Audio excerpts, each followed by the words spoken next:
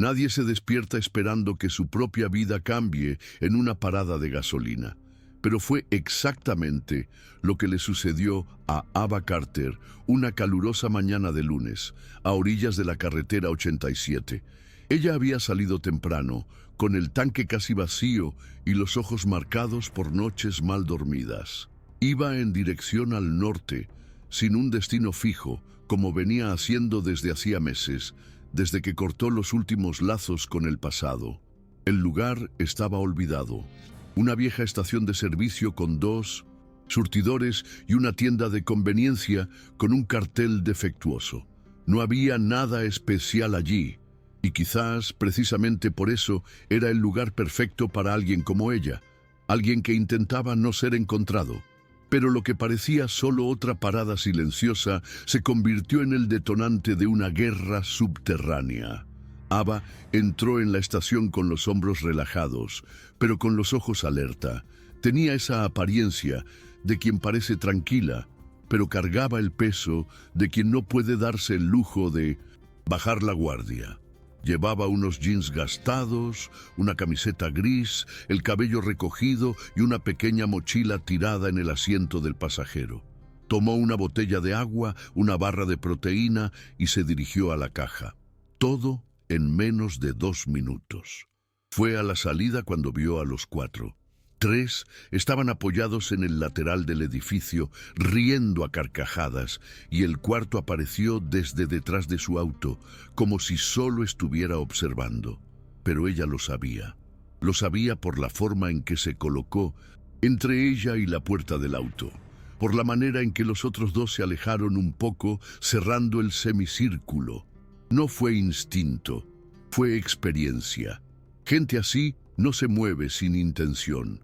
Y ese momento, que comenzó como un leve malestar, se convirtió en la línea que separaría lo que fue antes y lo que vendría después.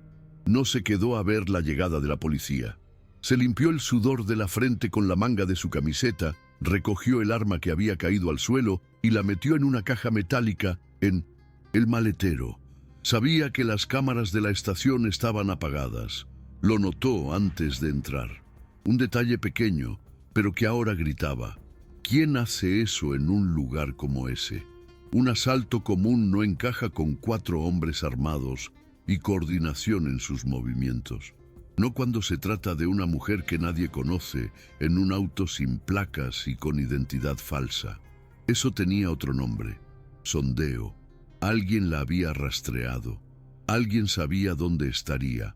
Y lo más importante, alguien estaba probando reacciones. Ella encendió el auto y aceleró de vuelta hacia la carretera, pero la paz que sentía al conducir sola se evaporó. Ya no era una fuga, era un juego, y ella acababa de entrar en él. Condujo durante horas, tomando carreteras secundarias, cambiando de carril constantemente, revisando los retrovisores a cada minuto. Se detuvo solo una vez, en un restaurante a la orilla de la carretera, donde encendió un pequeño dispositivo escondido dentro de la linterna trasera del auto. Este emitía un pulso corto, una señal de emergencia codificada. Era antiguo, usado solo entre veteranos que participaron en operaciones clandestinas fuera del país. No decía dónde estaba ni su nombre, solo una cosa: contacto perdido, objetivo rastreado, hostiles identificados. Cuando terminó, apagó el chip y lo desechó. Volvió a la carretera con la mandíbula apretada y la mente girando. No conocía los rostros de aquellos hombres, pero los ojos, la forma en que lo miraban, eso ya lo había visto. Gente entrenada, gente pagada para matar y no dejar rastro, y eso significaba una cosa: ella había sido marcada. Al final de la tarde, el celular que mantenía apagado y escondido dentro de una caja de metal comenzó a vibrar. Era un número que reconoció de inmediato, pero que no veía desde hacía años. C. Hayes, coronel retirado, ex superior suyo en una de las últimas misiones no registradas que ejecutó antes de desaparecer del mapa. Si él estaba llamando, era porque algo estaba fuera de control. Contestó con el auto detenido en una estación abandonada, luces apagadas, motor apagado. No puedo hablar mucho, solo te digo esto. Los hombres de la estación estaban ligados a los Roark, y los Roark no se equivocan al elegir objetivos. Fue todo lo que dijo antes de colgar. Ava se quedó en silencio durante largos minutos, con el teléfono aún pegado al oído, incluso después de que la línea se cortara. El nombre Roark sonaba como un eco lejano. Ya lo había oído antes, pero nunca directamente.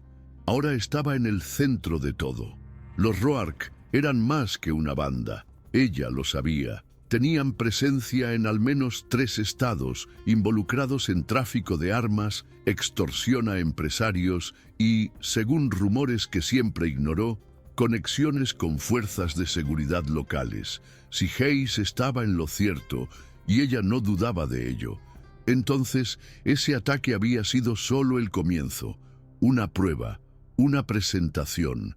Ellos sabían quién era ella, sabían de lo que era capaz, y aún así vinieron detrás, lo que significaba que estaban confiados o desesperados. Necesitaba información. No podía confiar en nadie, ni en bases de datos oficiales. Todo lo que utilizara a partir de ese momento tendría que obtenerse por fuera, de forma directa. Y para ello, tendría que volver a ser quien un día juró enterrar, la Ava Carter que operaba al margen de la ley, en la sombra, con sangre fría y precisión. La que no fallaba, la que no perdonaba. Esa noche, entró en una pequeña ciudad llamada Elmdale. Nadie la conocía. Allí, se detuvo en un motel barato, de esos con alfombra manchada y recepción con vidrio blindado. Pagó en efectivo, usó un nombre inventado y subió directamente a la habitación. Antes incluso de ducharse, abrió la mochila y sacó lo que quedaba de su viejo kit, un laptop encriptado, 2 identidades falsas, una pistola limpia y un disco duro externo guardado en un estuche metálico forrado con papel aluminio. Dentro estaban los registros de años atrás, nombres, rostros y direcciones que nunca entregó, incluso cuando le ordenaron destruir todo. Los Roark estaban allí. No directamente, sino en conexiones, empresas fachada, transferencias sospechosas. Pasó la madrugada cruzando datos, verificando placas, rastreando redes sociales de empleados de seguridad pública en 3 estados, y encontró lo que necesitaba, un nombre que aparecía discretamente en 3 depósitos distintos vinculados a decomisos que jamás fueron reportados. Era el primer hilo del ovillo. A la mañana siguiente ya sabía a dónde ir. Un almacén en las afueras de Quincy, un galpón usado oficialmente como centro de distribución de piezas agrícolas. El tipo de lugar que nadie fiscaliza, apartado de las rutas principales, rodeado de silos y vegetación alta. Llegó al lugar antes de las 7 de la mañana, estacionó lejos, caminó por senderos de tierra y observó el movimiento con binoculares. No había uniforme, no había marca, pero había hombres armados, cámaras ocultas, patrullaje constante. Estaba claro que no era un almacén común. Pasó toda la mañana estudiando los turnos, los patrones de entrada y salida, y luego volvió al auto para prepararse. Se cambió de ropa, se puso guantes, se ató el cabello, verificó el armamento y colocó la navaja de combate en su bota. No pensaba en matar a nadie, no aún, pero si fuera necesario, sabía dónde cortar y a quién cortar. Entró en el almacén sin ser vista. Esperó el momento exacto en que los 2 vigilantes del turno de la 1-0 se cruzaron en el lateral del galpón, creando un hueco de 27 segundos. Entró por una ventana trasera, se arrastró detrás de las estanterías y se posicionó en una zona oscura, donde cajas apiladas bloqueaban las cámaras internas. Allí se detuvo para escuchar sonidos de montacargas, radio a bajo volumen, pasos espaciados. El movimiento era de gente que sabía lo que hacía, pero que no esperaba ser observada. Cuando sintió seguridad, Revisó discretamente una de las oficinas. No encontró papeles oficiales, pero halló recibos, sueltos, etiquetas con códigos y, lo más revelador, un maletín con radios comunicadores, mapas y una pequeña caja fuerte incrustada en la pared. No pudo abrirlo allí. Tomó fotos de todo con una microcámara oculta en su cinturón y salió de la misma manera en que había entrado, sin dejar rastro. Con cada paso, la certeza crecía. No estaba tratando con delincuentes comunes. Eso era una estructura. Regresó al motel y pasó horas analizando las imágenes. Uno de los códigos en las etiquetas coincidía con una carga decomisada hace 6 meses por la policía estatal, pero que había desaparecido del sistema poco después. Todo indicaba un involucramiento directo de alguien dentro de la corporación. Anotó los nombres de los oficiales presentes en la operación y los cruzó con las ciudades donde operaban los Rourke. 2 coincidían. El rastro se aclaraba. En la pantalla, un patrón comenzaba a surgir como una telaraña. Ava sintió el cansancio, pero no se detuvo. La cabeza le dolía, los ojos ardían, pero el cuerpo se movía por reflejo. Esto ahora era personal, no por el ataque en la estación, sino por esa sensación antigua que había regresado, la que decía que el sistema está podrido por dentro, que la justicia, si es que existe, debe hacerse con las propias manos, y ella aún sabía exactamente cómo hacerlo. Esa misma noche se dirigió al barrio industrial de Marlow. Allí, uno de los nombres que había aparecido en las operaciones policiales estaba vinculado a un taller mecánico que funcionaba hasta tarde. Era el tipo de lugar que servía como fachada, lo suficientemente concurrido para no llamar la atención y aislado lo bastante para ocultar lo necesario. Ava estacionó a una cuadra de distancia, observó durante más de 1 hora y confirmó el patrón. 3 empleados, 2 autos que entraban y salían sin recibir ningún servicio y un hombre alto, de barba incipiente, que daba órdenes con aire de dueño. Era él, un teniente reformado, apartado de la corporación por cuestiones disciplinarias. Ahora operaba allí de forma discreta, pero aún con la postura de quien está al mando. Ava actuó cerca de las 3 de la mañana, cuando el movimiento cesó y las puertas estaban solo entreabiertas. No hubo enfrentamiento directo. Esperó a que el hombre saliera solo, probablemente dirigiéndose a los fondos para fumar o orinar. Lo interceptó en un callejón lateral, con capucha, rápida y con el cañón frío de su pistola presionado entre sus costillas antes de que pudiera emitir algún sonido. «Si gritas, mueres». Él no gritó. Ella lo condujo hasta la parte trasera del taller. Le ató las manos con una cinta plástica, lo apoyó contra la pared y le quitó la capucha. El hombre la reconoció de inmediato, no por su nombre, sino por la mirada, por la frialdad. Tú eras de la unidad de rescate táctico, ¿no es así?, arriesgó. Ava no respondió.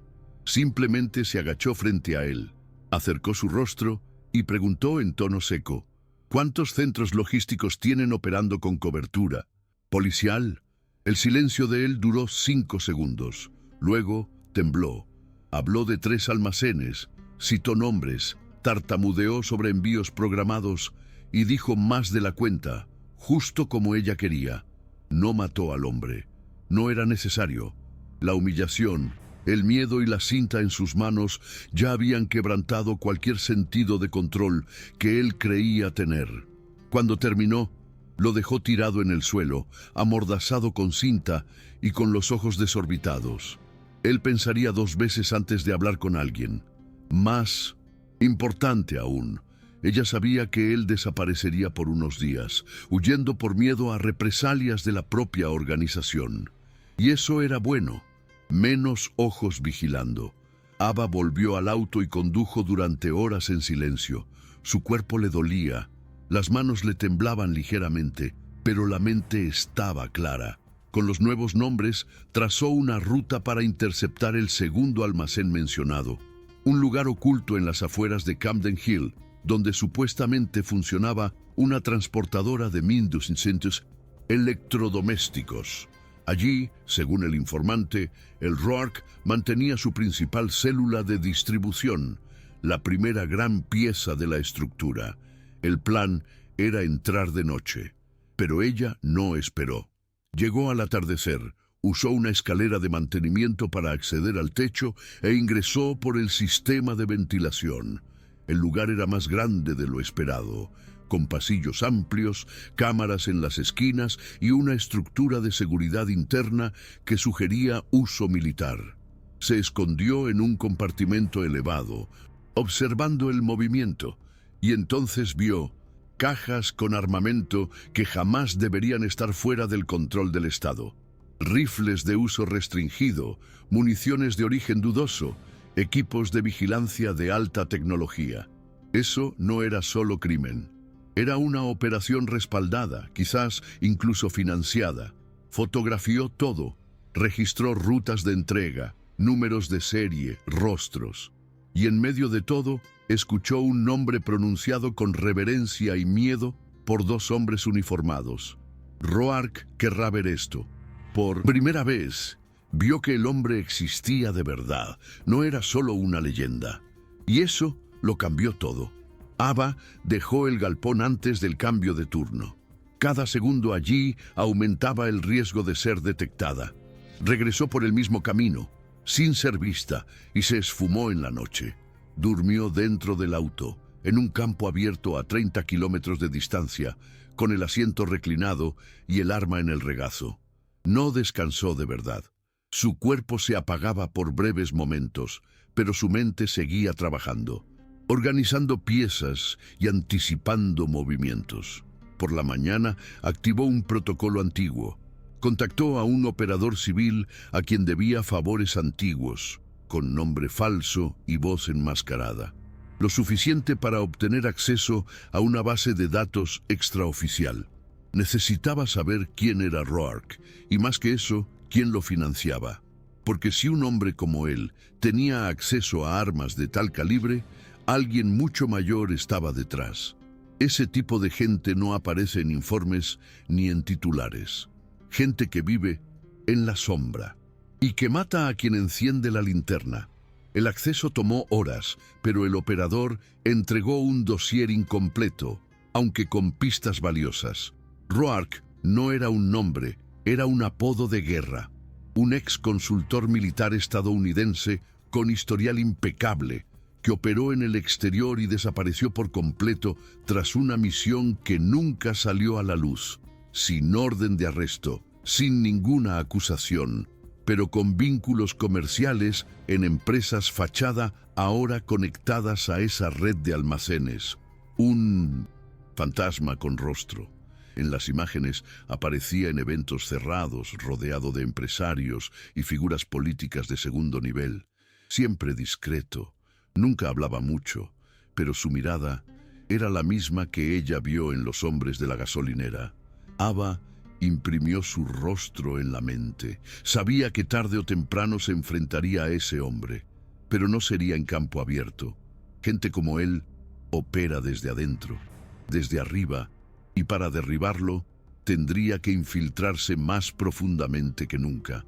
Pasó los 2 días siguientes rastreando la última ubicación conocida de Reed, cruzando información de vigilancia urbana, registros vehiculares y patrones bancarios. El camino la llevó hasta una zona industrial en el extremo sur del estado, cerca de una vía férrea desactivada. Era el tipo de lugar donde se esconden los fantasmas. Llegó al atardecer, como siempre, y esperó, observó, hasta que vio a una figura salir de un almacén deteriorado, con pasos cautelosos, barba larga, ropa oscura y una cicatriz visible en el rostro. Era él, más viejo, más lento, pero innegablemente Reed. No se acercó de inmediato. Quería saber si estaba solo, si era una emboscada, si aún era confiable. Tras 2 horas, decidió actuar. Entró en el galpón de forma silenciosa y al verse, él se congeló. «Ava», dijo, como si hubiese visto un fantasma. Pensé que estuvieras muerta. Ella no respondió. Solo quiso saber, ¿todavía estás del lado correcto? Reed no respondió de inmediato. Se sentó en una silla oxidada, se pasó la mano por el rostro y guardó silencio durante unos segundos. El lado correcto, no sé si aún existe, dijo con una voz más grave de la que ella recordaba. Ava se quedó de pie, mirándolo fijamente, como si cada palabra fuera un arma cargada. Él contó que sobrevivió a la misión en la que supuestamente murió, pero solo porque aceptó una propuesta sucia: fingir su propia muerte y trabajar como consultor táctico para una célula clandestina que operaba al margen del gobierno. Al principio, pensó que ayudaba a prevenir algo peor, pero con el tiempo vio que estaba sosteniendo precisamente aquello contra lo que juraba luchar. Roark era solo un ejecutor. El mando real viene de arriba, de mucho más alto de lo que imaginas. Ella no parpadeó. Nombres. Y entonces él mencionó uno que ella no esperaba: Davenport. Ese nombre no le era ajeno. Davenport había sido una figura central en misiones militares pasadas, un diplomático con estatus de asesor estratégico y supuesta conexión con proyectos internacionales de contraterrorismo. Siempre en las sombras, pero lo suficientemente influyente como para pasar todos los filtros. Si él estaba involucrado, era porque todo esto iba mucho más allá del tráfico de armas.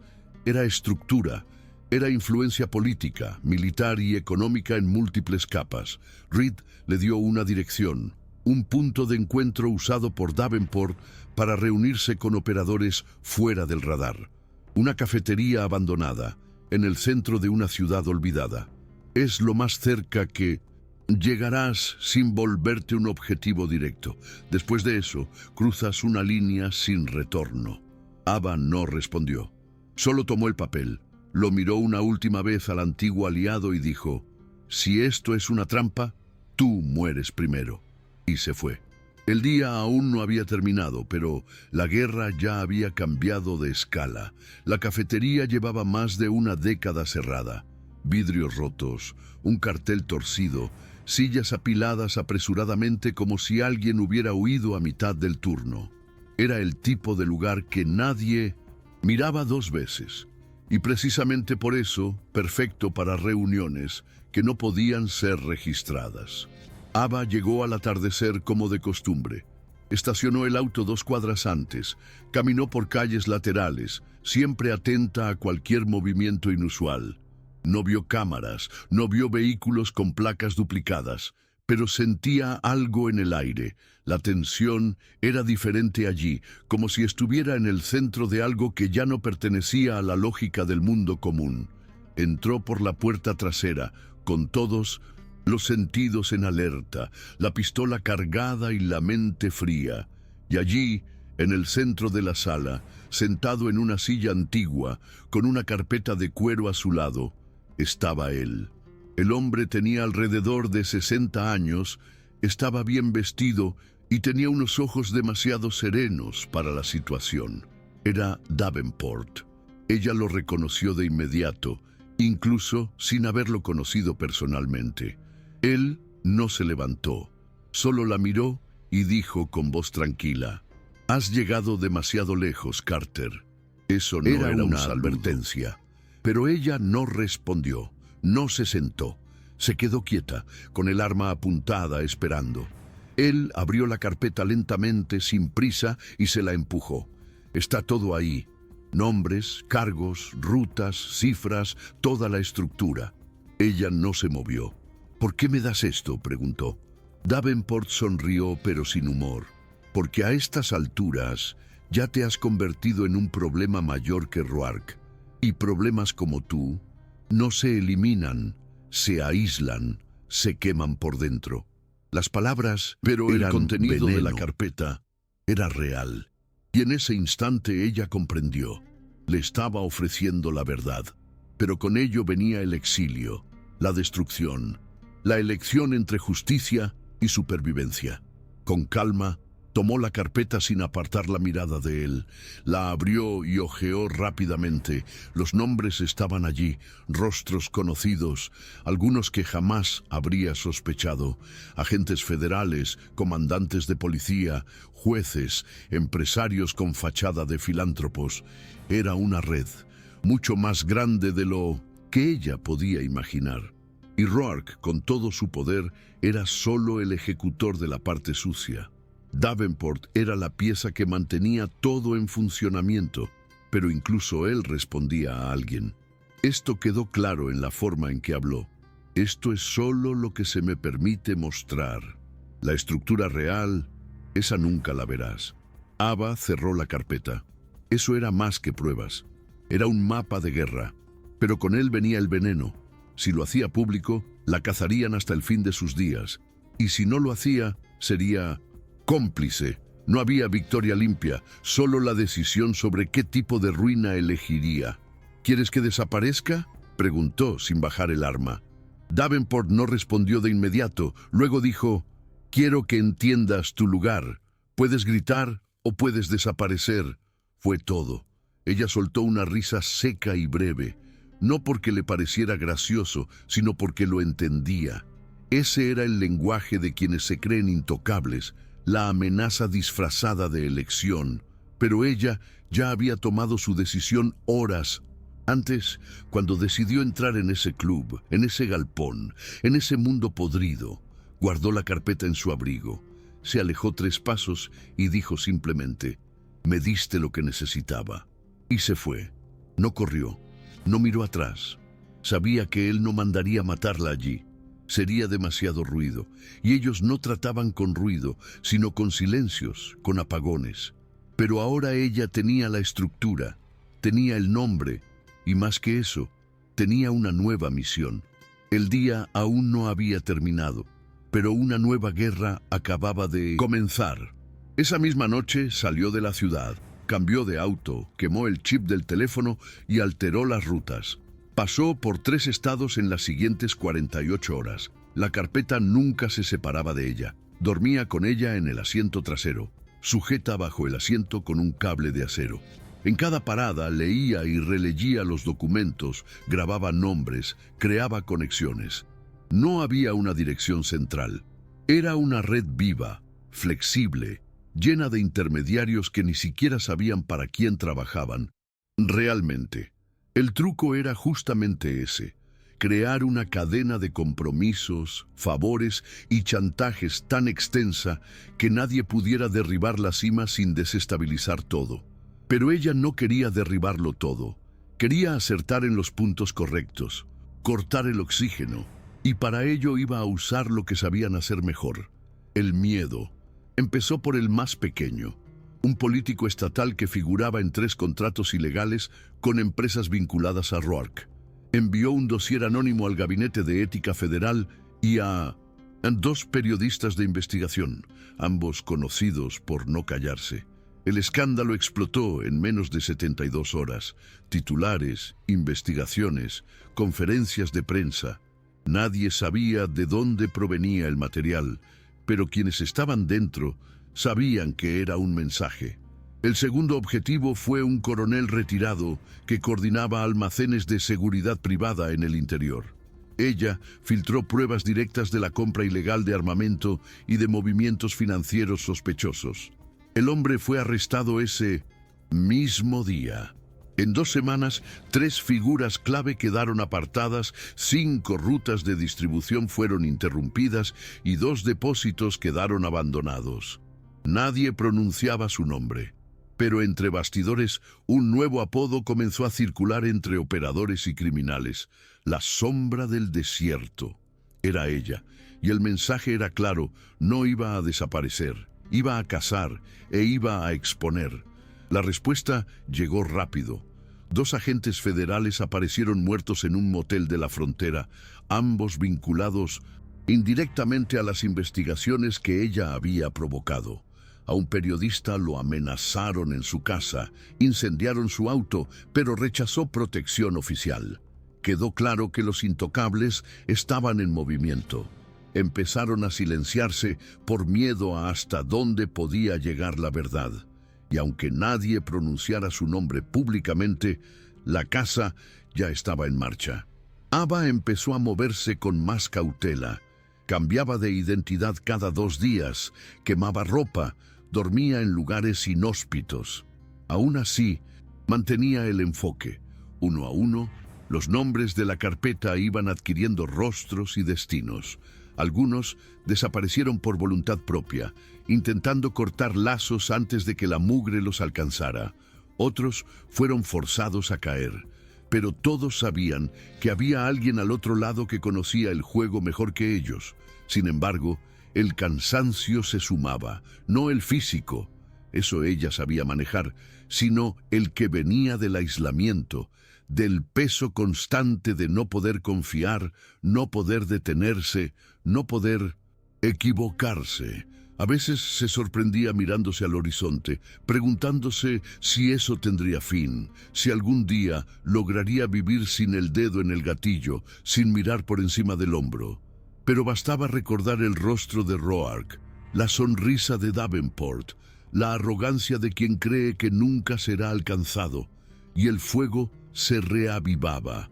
Con cada nueva caída, la red se retraía, se volvía más agresiva, más sutil, pero ella también aprendía los patrones, las debilidades, los puntos ciegos.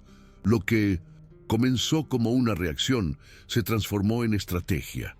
Y en ese punto ya no era solo una exmilitar vengativa, era una amenaza sistemática, invisible, implacable y sobre todo libre de la necesidad de pedir permiso. Ellos lo crearon, ella simplemente lo devolvía. Aún quedaba un nombre por atacar, un senador de alto rango que aparecía discretamente en diversos puntos de los archivos, nunca de forma directa, sino como fiador, como puente, como escudo. Era él quien respaldaba los contratos, autorizaba transferencias y garantizaba apoyos diplomáticos. Davenport lo había mencionado de forma velada, y eso fue suficiente para que Ava supiera a dónde apuntar. La próxima acción exigiría algo que ella evitaba desde el principio: visibilidad. Tendría que poner el nombre sobre la mesa frente al público, hacer ruido, pero esta vez no por venganza, sino por táctica. Necesitaba forzar a la red a salir de su guarida y, para ello, utilizó un canal anónimo de denuncias, público, rastreable, imposible de ignorar. Envió un video corto. No aparecía en él, pero su voz era inconfundible, directa, fría, y lo decía todo. La verdad está en camino. Ustedes saben quiénes son, y saben que yo también lo sé.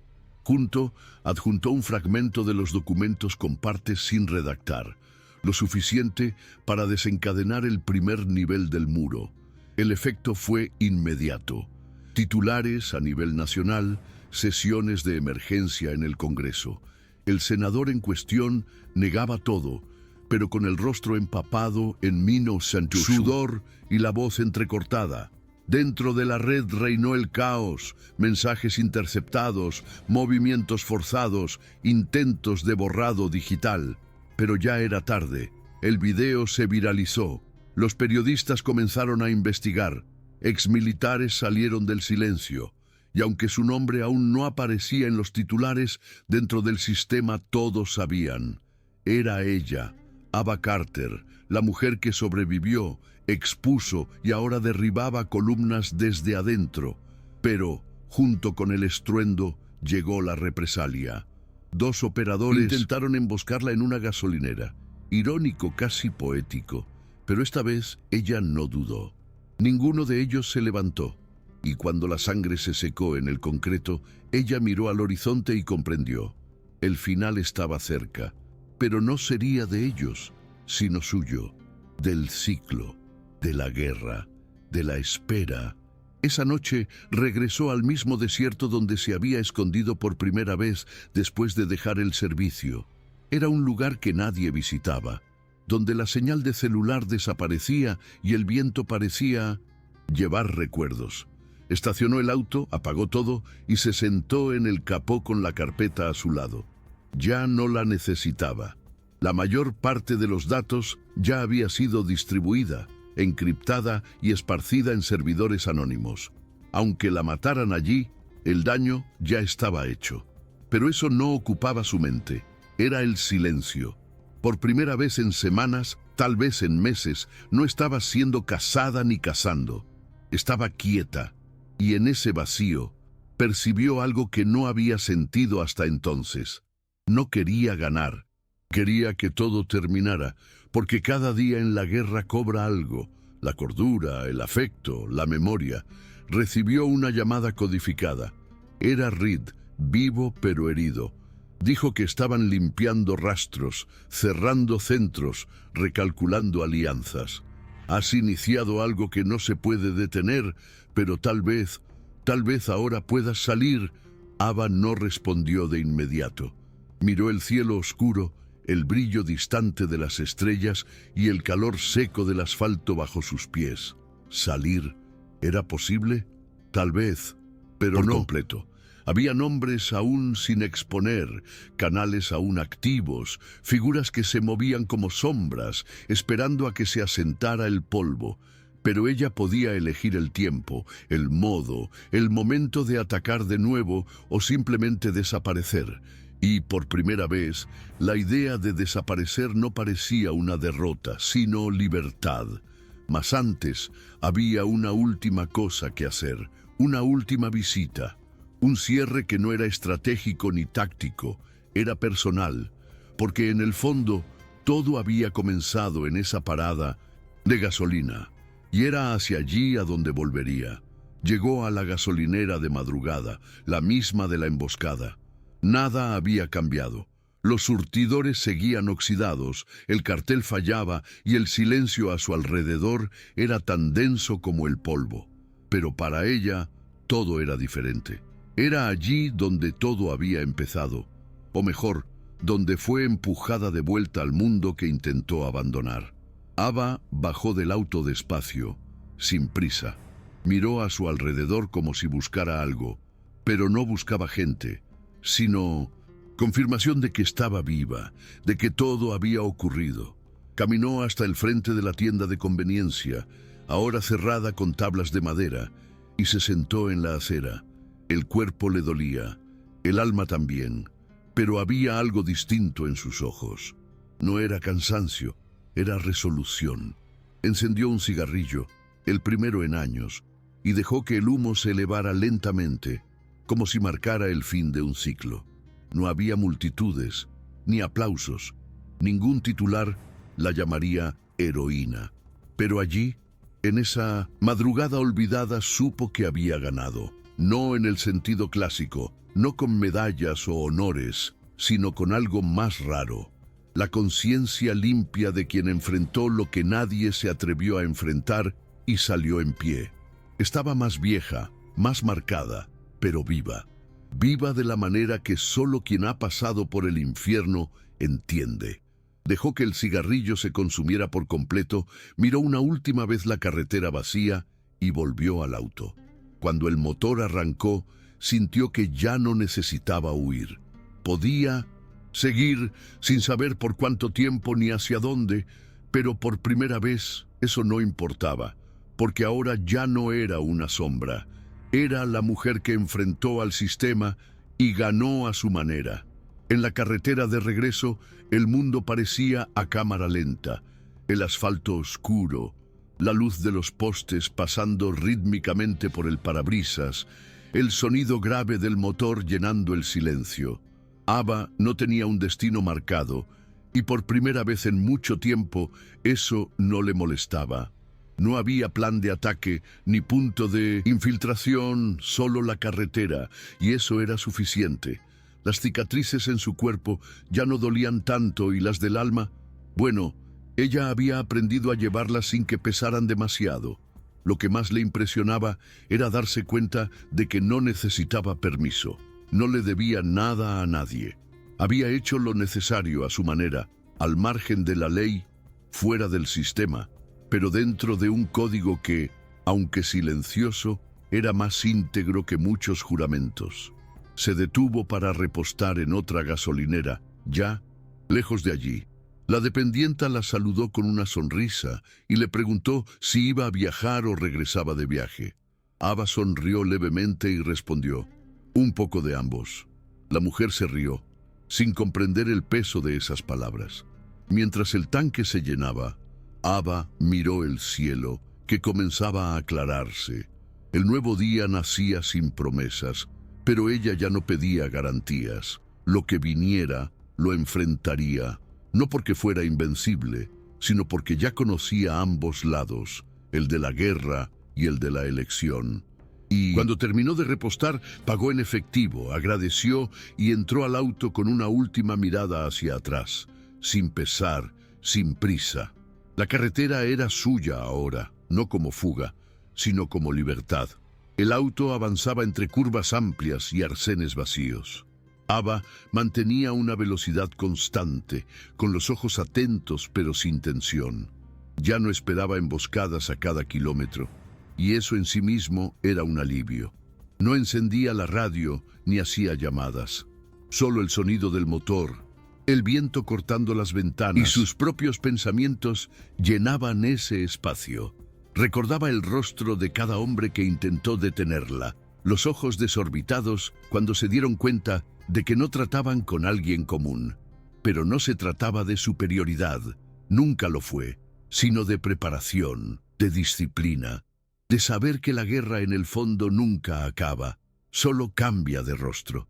Y en ese día en particular, ella no solo sobrevivió, reescribió la narrativa, porque enfrentó al tipo de enemigo que no porta armas, sino contratos, credenciales, alianzas políticas y periódicos comprados, y aún así los hizo sangrar. En la parte trasera del asiento del pasajero, la mochila estaba cerrada. Dentro no había documentos secretos ni armas, solo lo esencial: un mapa, agua, un cambio de ropa y una única foto, antigua, descolorida, de cuando aún usaba uniforme. No la guardaba con apego, sino como recordatorio de lo que fue y de lo que decidió no volver a ser. Y, pese a todo lo sucedido, no había rencor. Solo marcas, algunas profundas, pero también algo que no sentía desde hace años: control. No sobre el mundo, sino sobre sí misma. Podía detenerse si quisiera, podía continuar. No debía respuestas a nadie, y tal vez eso fuera más valioso que cualquier victoria. Se detuvo en lo alto de un mirador, desde donde se extendía la vista por kilómetros de carretera serpenteando entre colinas. El sol comenzaba a asomar, esparciendo una luz dorada que golpeaba sus ojos y calentaba su piel. Ava apagó el motor, salió del auto y caminó hasta la muralla de piedra. Apoyó los brazos, sintió el viento en el rostro y cerró los ojos por unos segundos. No pensaba en nada en particular, solo dejaba que el silencio llenara los espacios que la guerra había ocupado durante demasiado tiempo. Ya no había prisa en sus pasos, ni adrenalina en el pecho, solo el ahora, que por primera vez era suficiente. Su celular vibró. Un número desconocido apareció en la pantalla. Después de unos segundos, contestó. Del otro lado, una voz masculina, baja y vacilante, preguntó: ¿eres realmente quien dicen que eres? Ella no respondió de inmediato, pues la pregunta no exigía prisa. Depende de lo que estén diciendo, replicó con una leve sonrisa. El hombre vaciló y continuó. Dicen que derribaste la mitad de la cadena, que enfrentaste a Roark, que expusiste a Davenport. Ava respiró hondo, miró al horizonte y preguntó: ¿y qué quieres con eso? La respuesta fue breve pero firme: ayudar. Ella colgó sin más, no porque rechazara la idea, porque sabía que lo que había iniciado no terminaba allí. Había otros listos para moverse, gente que entendía que el silencio protege a los culpables. Y tal vez el mundo estaba comenzando a cambiar, un nombre a la vez. En los días siguientes, ella observó más de lo que actuaba. En foros cerrados comenzaron a surgir relatos de agentes apartados, exoperadores que habían desaparecido del mapa y ahora reaparecían con información. No había liderazgo formal ni reuniones, pero había movimiento, un efecto dominó silencioso, donde cada nombre expuesto generaba otros. El sistema, por primera vez en décadas, empezaba a tambalear, no por una fuerza externa, sino por grietas internas. Y en el centro de todo, nadie podía señalar con certeza quién disparó el primer tiro. Ava ya no aparecía, no dejaba rastros, pero las acciones continuaban con la precisión de quien conoce los entresijos.